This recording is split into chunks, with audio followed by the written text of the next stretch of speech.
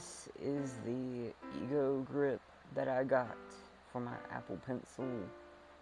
It is from a tattoo supplier in the UK. And I have been waiting on this a few days, but I honestly did not expect it to get here before New Year's, if I'm being honest. So far, it's pretty thick. This is it out of the box. It's got a logo on it. They come in different colors. This is just the one that I got. It's very thick. A lot thicker than a normal pencil grip, but I wanted the extra cushion for drawing. It's definitely, that's what it looks like when you look straight down it. This is what it looks like on the Apple Pencil too. It's very thick. It was actually a little bit hard to get it on, but it's got a very good grip. Your pencil's not gonna slide out of that. It's very thick. I keep saying how thick it is, but like, you don't even hardly have to really grip it because it's so large around like where you would be gripping it that you can just let it sit in your fingers. You don't have to grip it really hard. Like, I was starting to get some soreness from gripping my Apple Pencil hard whenever I was trying to draw for longer amounts of time. And now I don't really have to do that because it's so large that it can just rest in your hand instead of having to grip it. Because these are very chunky. Feels pretty good. Doesn't feel cheap. Feels comfortable in the hand. Like, it does not feel like it is made out of cheap rubber. This feels very nice. It actually came from a tattoo supplier in the UK, like I said, and this rubber, it's not cheap. Doesn't feel cheap. I think it's rubber. I'm not sure. But these little Apple pencils, they are very skinny and small.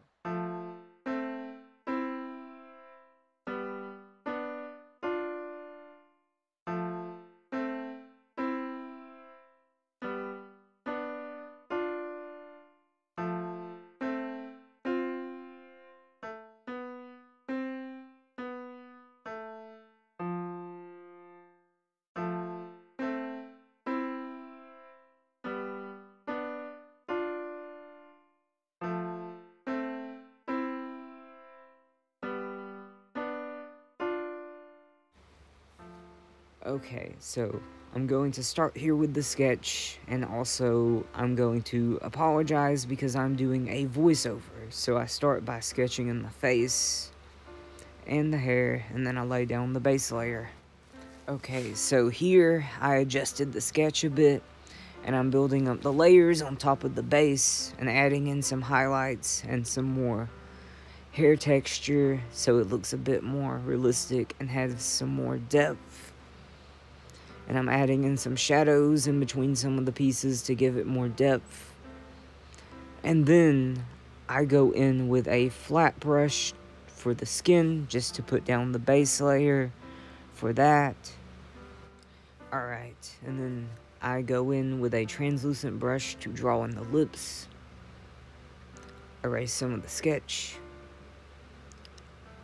especially on the nose. And then I go in with a screen brush to add in the highlights to the nose area, and then I add in some shading to the eye sockets, nose area, and underneath the jawline.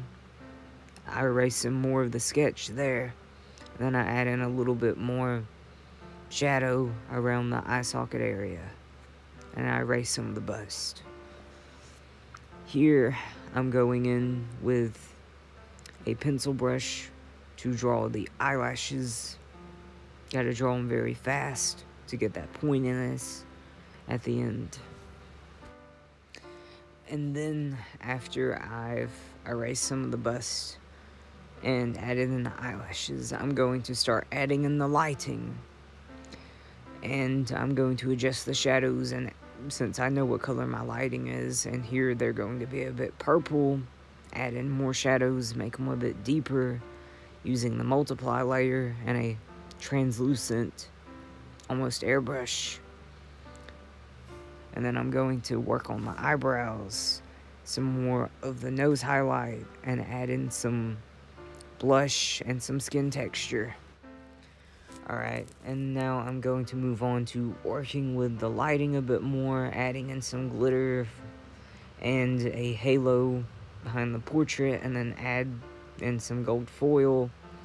This is just a sped up process, speed paint of my portrait. I just ended up going with a portrait with a gold foil halo on the backdrop.